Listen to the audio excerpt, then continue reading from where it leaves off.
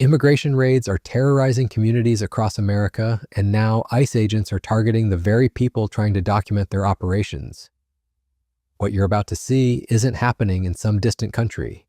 This is happening right here, in the United States, where U.S. citizens are being violently arrested for simply recording federal agents. Amanda Trebach is a nurse and community activist in Los Angeles. She's also a U.S. citizen.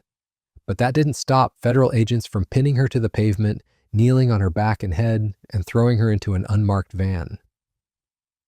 Her crime, recording ICE operations outside Terminal Island, a Coast Guard base that serves as a staging area for immigration raids across California. This isn't an isolated incident. It's part of a systematic pattern that's unfolding across the country, where ICE has faced widespread backlash over the arrest of community advocates swept up while documenting raids. Many of those arrested are U.S. citizens exercising their constitutional right to observe and record law enforcement activities. To understand what's really happening here, we need to look at the bigger picture. The Trump administration has ramped up immigration enforcement to unprecedented levels, with a daily quota of 3,000 arrests. Federal agents are conducting what they call roving patrols, warrantless operations that sweep through predominantly Latino communities, targeting day laborers, street vendors, car wash workers, and anyone else caught in their dragnet.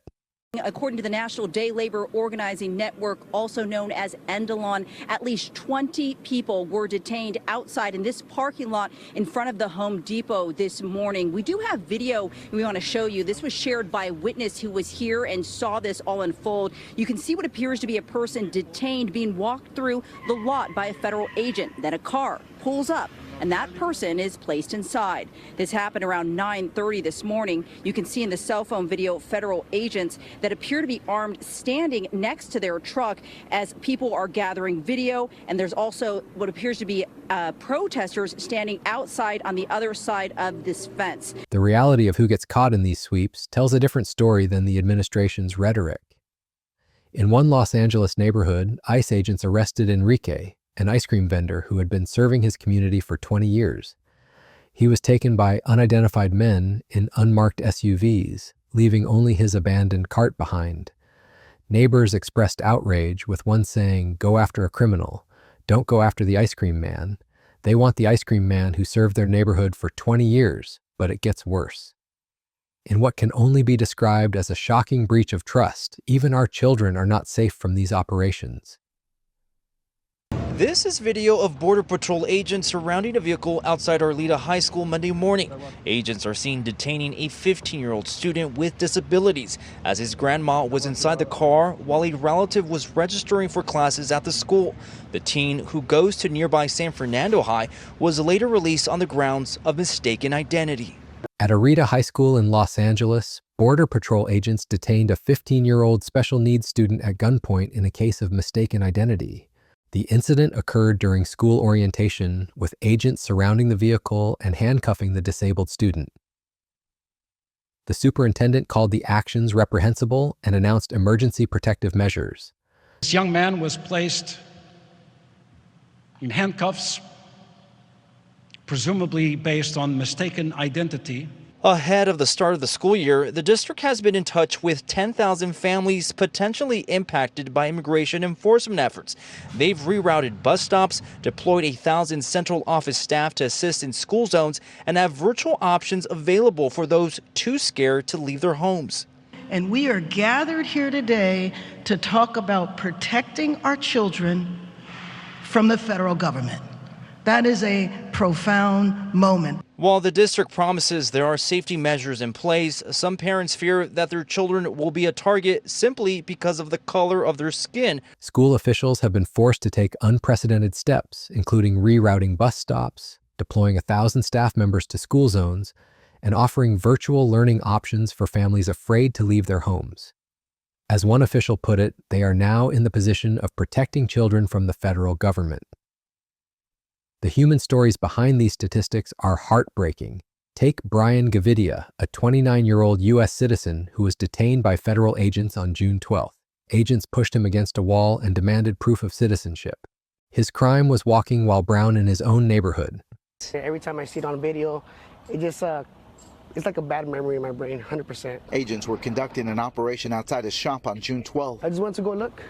Honestly, did not know it was a crime to go look. The video shows one agent pushing Brian up against the wall and demanding he prove his citizenship. I truly believe I was a target because of my race. I believe I was racially profiled.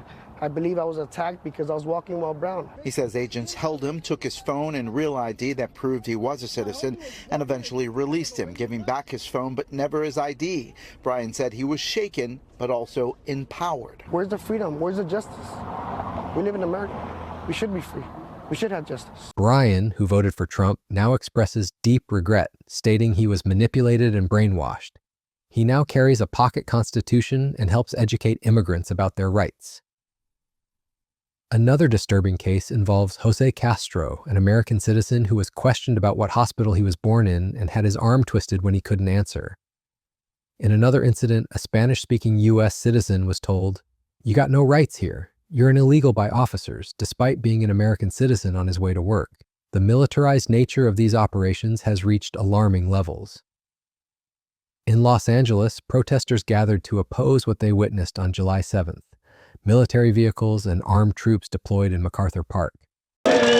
Just a show of love for our community and love for our city. You know, we don't want it to become a militarized occupation. There was no reason at all for what happened at the park. It was back on July 7th that a large-scale federal immigration operation was carried out. No one was arrested that day, but the images of military vehicles, officers on horseback, and armed troops drew plenty of attention. The people of Los Angeles, the people of California understand that this is a long fight. The community describes it as an occupation, with one protester explaining they cannot accept the militarization of their neighborhoods. These aggressive tactics serve a darker purpose. Federal agents are showing up in tactical gear with armored vehicles and assault rifles in numbers far exceeding what's necessary. They're using tear gas, flashbang grenades, and other crowd control weapons against protesters and bystanders. As one San Diego council member observed after ICE raided a local Italian restaurant, they wanted to make a show of it, so they did it on Friday night at dinner time with assault rifles and far more agents than needed. Behind this enforcement surge lies a massive financial incentive. The two main private detention companies, GEO Group and CoreCivic, are experiencing unprecedented revenue growth from ICE contracts. Their facilities are generating tens of millions in revenue across multiple states, with immigrant detentions reaching an all-time high. Their stock prices jumped 30 to 40% after the election. With ICE to detain immigrants are raking in revenue. Here's the CEO of the GEO Group on a recent earnings call. We are very pleased with our strong second quarter results. This is a unique moment in our company's history. Government-run jails like Alligator Alcatraz don't have enough bed space for the flood of undocumented immigrants arrested by ICE, now awaiting deportation hearings. That's leading to huge demand and profit for operators of private jails, inking deals with ICE. The GEO Group forecasting $85 million in revenue from a jail in Baldwin, Michigan, $66 million from a center in Folkston, Georgia, $31 million from a detention site in Adelanto, California, and $60 million from Delaney Hall in Newark, New Jersey, where a congresswoman was arrested this spring after a confrontation with ICE agents. CoreCivic, the other corporate owner of jails, also reporting major profit growth, a 17% jump in revenue from ICE as immigrant detentions in the U.S. reach an all-time high. CoreCivic is now boosting projected earnings for the year by over $15 million. Profit from federal tax dollars that will benefit the company's shareholders, explains Brett Burkhart, professor at Oregon State University. The first day after the election, stock prices jumped 30%, 40% for CoreCivic and GEO. People who got in early on have made quite a bit of money in the last 6 months or so. The administration has allocated $45 billion to double detention capacity to 100,000 beds. Much of this expansion involves no-bid contracts with minimal oversight. A federal audit revealed higher rates of safety incidents in private facilities, yet lawmakers are being denied access for oversight visits. The scale of this infrastructure is staggering. At Fort Bliss in Texas, a new ICE facility opened on August 17th with an initial capacity of 1,000 detainees. with plans to expand to 5,000, making it one of the largest detention facilities of its kind in the country. Montana is set to open August 17th with an initial capacity of 1,000 detainees. But according to ICE, there are plans to expand over time up to 5,000, making it one of the largest facilities of its kind in the country. Perhaps most disturbing is how ICE is using the court system itself as a trap. Immigrants who show up for their court hearings are being arrested immediately after their cases are dismissed by judges. Plainclothes federal agents wait outside courtrooms, detaining people who came to comply with the legal process. One detained migrant called it a trap in Spanish. The administration is using expedited removal to deport people without hearings, turning the justice system into a weapon against those seeking to follow the law. Let's go back to Amanda Trebach's case to understand the broader implications. She was participating in what's called a peace patrol. Dozens of volunteers who routinely station themselves outside Terminal Island to monitor the movement of federal vehicles. These volunteers are serving as constitutional observers, documenting ICE operations and informing people of their rights. The footage of her arrest is shocking. Two plainclothes, masked agents pin her against the pavement, kneeling on her back to handcuff her. One agent briefly puts his knee on her head as witnesses shout, "Get off her head." She's then forced into an unmarked black van by at least 6 unidentified agents. Think about that for a moment. Unidentified, masked federal agents violently arresting a U.S. citizen nurse for recording their activities. This isn't law enforcement, it's intimidation. Ron Gochez, a community organizer with Unión del Barrio, Amanda's group, didn't mince words about what this represents. This is just another example of the Trump administration and their fascist ICE agents, or whoever they are because they're unidentified, violating the rights and breaking the law that they're supposed to protect. The choice of Terminal Island for this staging area adds another layer of historical irony. This location was once a thriving Japanese-American fishing village that was demolished during World War II, its residents forcibly sent to internment camps. Now it's being used as a hub for another mass deportation operation targeting a different minority community. Amanda was released Saturday without criminal charges, but only after intense community pressure. The National Nurses United Union described her release as a testament to the power of organizing resistance and solidarity against the ongoing attacks by the Trump administration on our lives and livelihoods. But Amanda's case is just one example of a much larger pattern. Across the country, ICE is using different playbooks in different states. In red states that cooperate with federal immigration enforcement, most arrests happen in jails and prisons. But in blue states with sanctuary policies, ICE has ramped up community arrests and raids. The data tells the story. In Massachusetts, 94% of immigrants arrested by ICE were apprehended in the community, and 78% of them had no criminal record.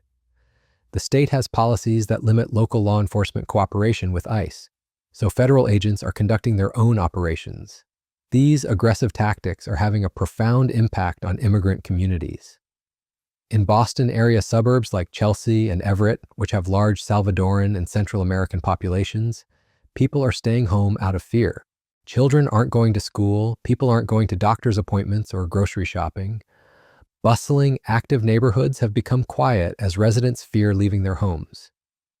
The use of masks by ICE agents is particularly concerning to civil rights advocates. While ICE officials claim agents wear masks because people are posting their photos online with death threats, critics argue it's about avoiding accountability and intimidating communities.